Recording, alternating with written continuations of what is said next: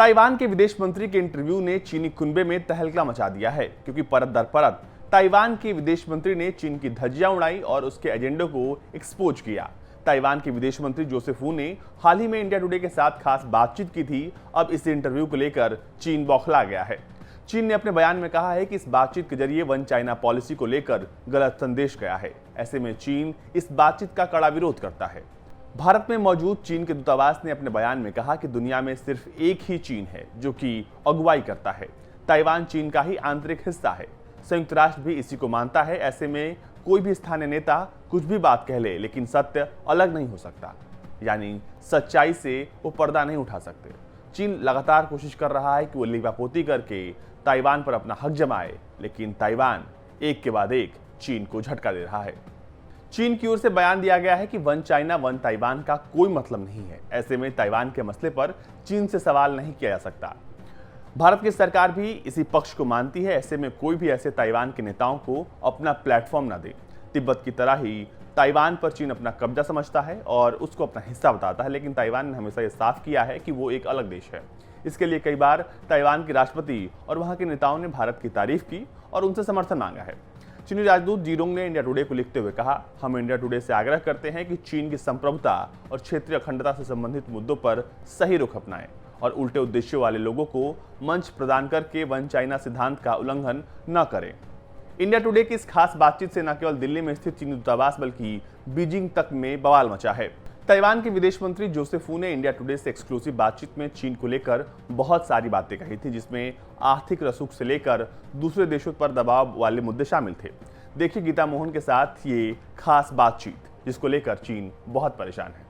Well, Dr. Wu, you make a very important point, but again, Taiwan has been treated unfairly. We saw that more so now than ever before during the pandemic.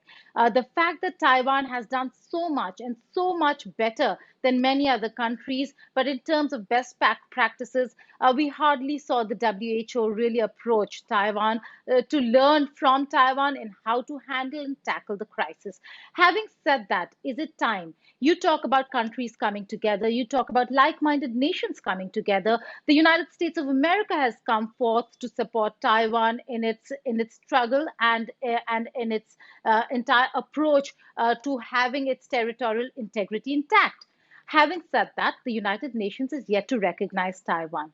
Do you think it is time that the United Nations comes out and recognizes Taiwan as a nation that it was a part of in the earlier days, and now it is time that Taiwan is brought back to the UN fold, even though we know that there is a veto-yielding China that could stop that move? I would say that it is time for the international community and the international organizations to consider seriously the existence of Taiwan and to think seriously on how to incorporate Taiwan into the international organizations. Anyone who has any experience with Taiwan, we have 23 million people, even though it's much smaller than India, but at least it's a mid-sized country. And Taiwan is a democracy. We have a democratic government that is publicly and democratically elected by the people here in Taiwan. And we also have a vibrant press. Freedom of speech has been observed by the government. And therefore, for the international community to understand that Taiwan is in existence outside China, is going to be very important.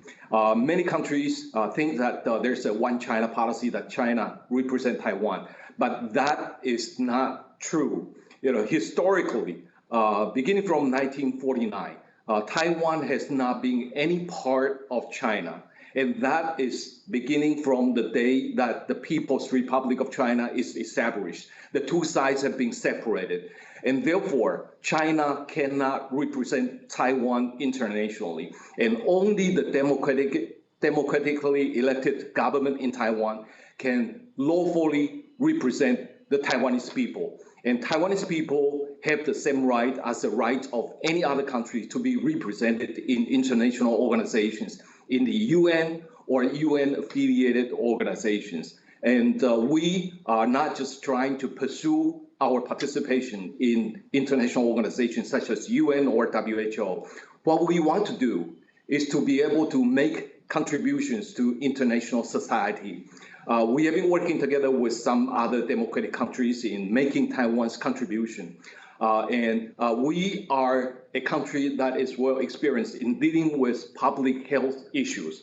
And therefore, during the pandemic, we have been providing assistance to many other countries in terms of relief material or other type of assistance. We even have a video conference with some Indian hospitals, working together with them to build up the safeguard to combat COVID-19.